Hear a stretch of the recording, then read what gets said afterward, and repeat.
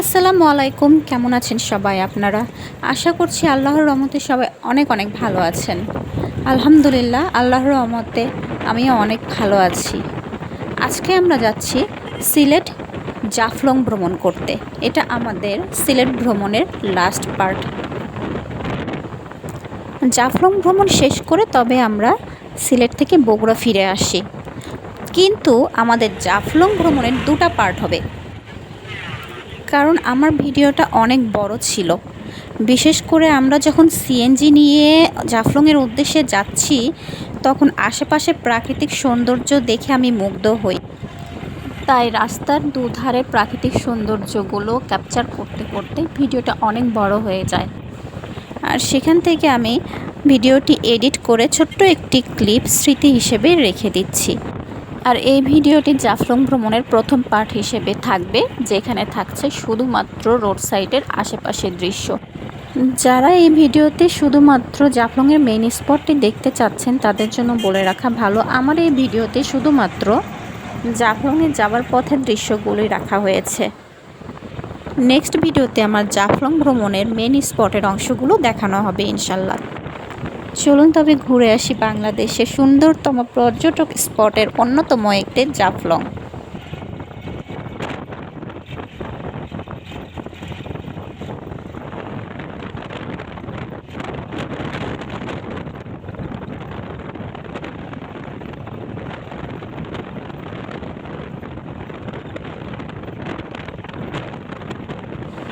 পরিষ্কার এবং চওড়া রাস্তার দুপাশের সবুজ বৃক্ষরাশি আমাদেরকে সত্যি মনোমুগ্ধকর এবং রোমাঞ্চকর অনুভূতি দিচ্ছিল। জাফলং পৌঁছানোর অনেকটা আগে থেকেই পাহাড়ের উঁচু চূড়া একটু একটু করে উঁকি দিতে থাকে।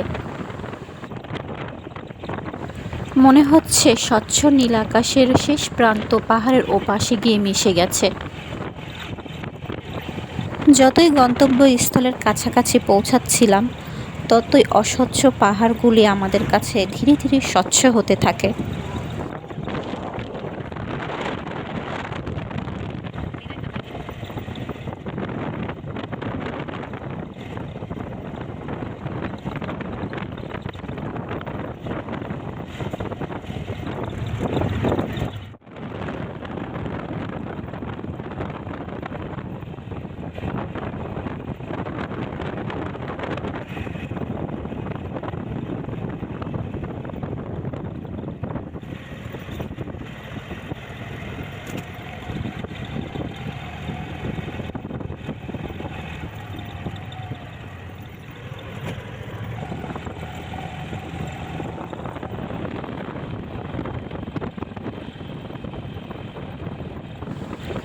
পাহাড়ের এমন রূপ সৌন্দর্য দেখলে কার না মন চাইবে সারা জীবনের জন্য তার স্মৃতি করে রেখে দিতে।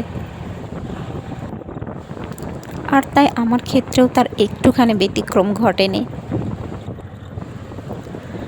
আমার প্রথমবার পাহাড় দেখার অনুভূতি ভয়ঙ্কর সুন্দর ছিল।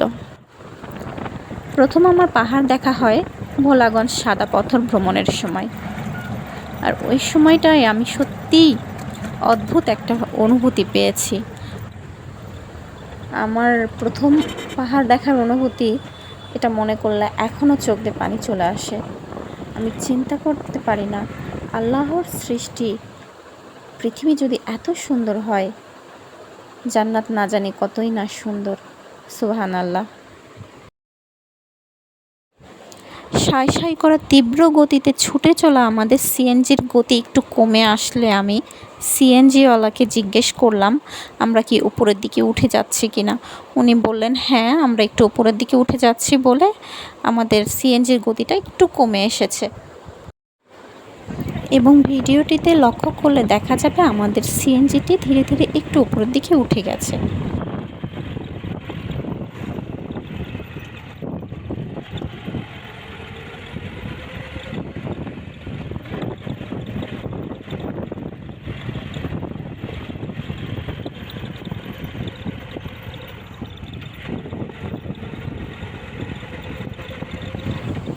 আমরা অলমোস্ট আমাদের গন্তব্যস্থলের কাছাকাছি চলে এসেছি।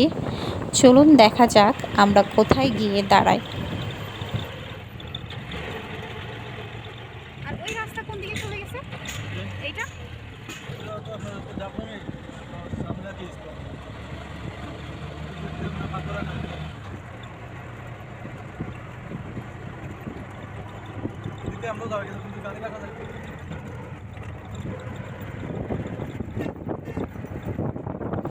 আরেকটি বিষয় আপনারা লক্ষ্য করবেন, যাবার পথে আপনারা পাথর কাটার প্রচুর মেশিন দেখতে পারবেন, কারণ এখান থেকে পাথর উত্তোলন করা হয় এবং সম্ভবত ইন্ডিয়াতে এখান থেকে পাথর নিয়ে যাওয়া হয়।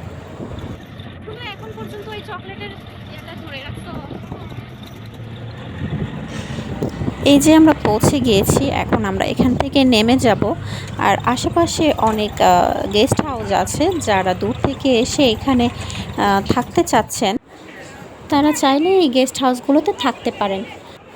এই গেস্ট হাউস সম্পর্কে ডিটেলস তথ্য আমি জানাতে পারবো না, কারণ আমরা আমাদের রিলেটিভসের বাসায় থেকে এখানে ঘুরতে এসেছি। আজকের জন্য আমার ভিডিওটি এখানেই শেষ করছি। সবাই খুব খুব ভালো থাকবেন। আল্লাহ হাফেজ, টাটা।